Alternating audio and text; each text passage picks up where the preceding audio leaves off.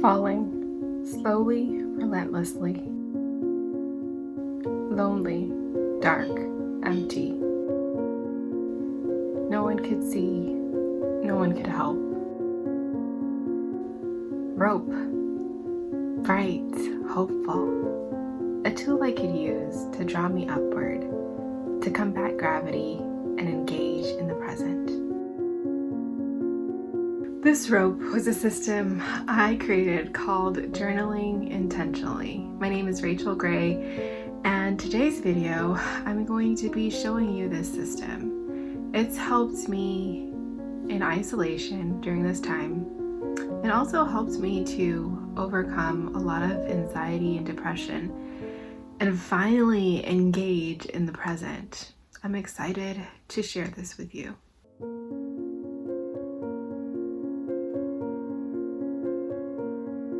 Information floods our consciousness as soon as we wake up, and it never stops until we go to bed. Add in worldwide shock, social unrest, political upheaval, and our own personal day-to-day lives. How are we processing all of this? Are we processing all of this?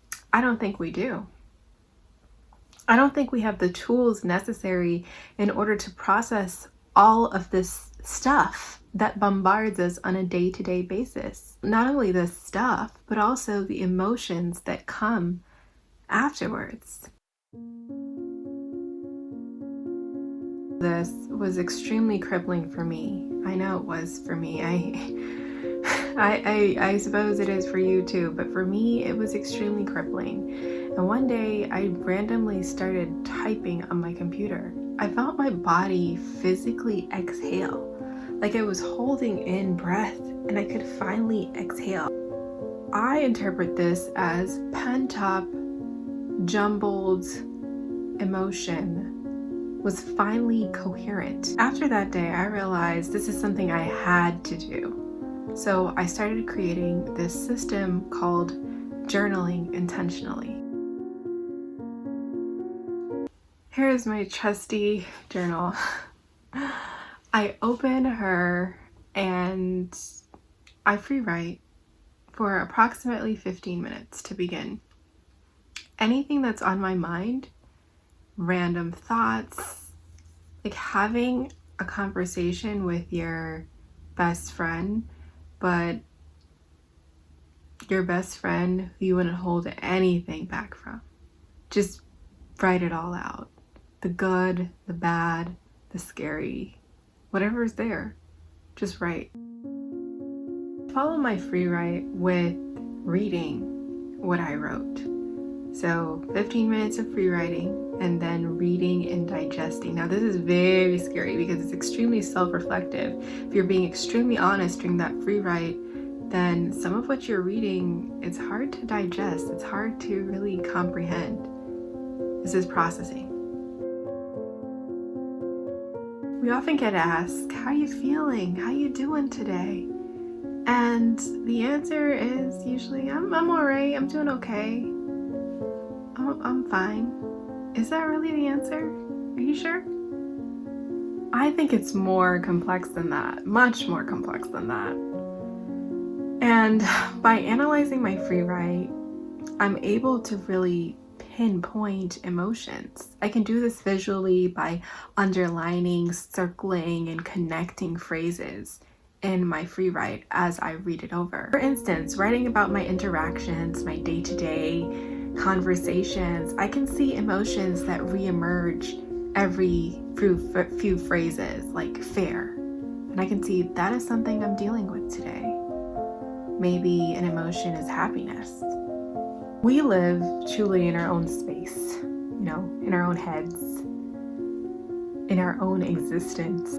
Most times our perspectives really only reflect our reality, especially during this time while we're isolated and we're not really together with others. I found that it was extremely important to consider not only my perspective, but the perspective of others when I was dissecting interpersonal interactions that affected my emotions. While my perspective is valid and my emotional response is valid. When I'm considering all perspectives, I can reevaluate that emotional response and see whether it still holds equivalent weight. Still holds some weight, but does it hold equivalent weight when considering all perspectives? This process takes commitment and consistency, you guys. So I committed, once I saw that it was working, to doing this 3 times per week for at least 45 minutes. The entire process. I saw so many benefits. This has brought me to a place of mindfulness that I am extremely, extremely proud of.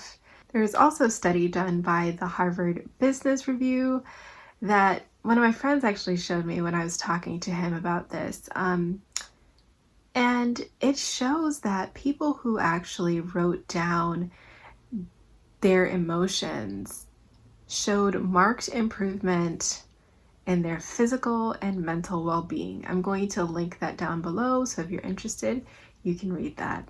Particularly for me, I have seen improvement in my mood, my emotional stability, in anxiety, and especially in focus. While of course this method does not solve every single mental health issue, it really helps me put a dent in improving my emotional and mental health.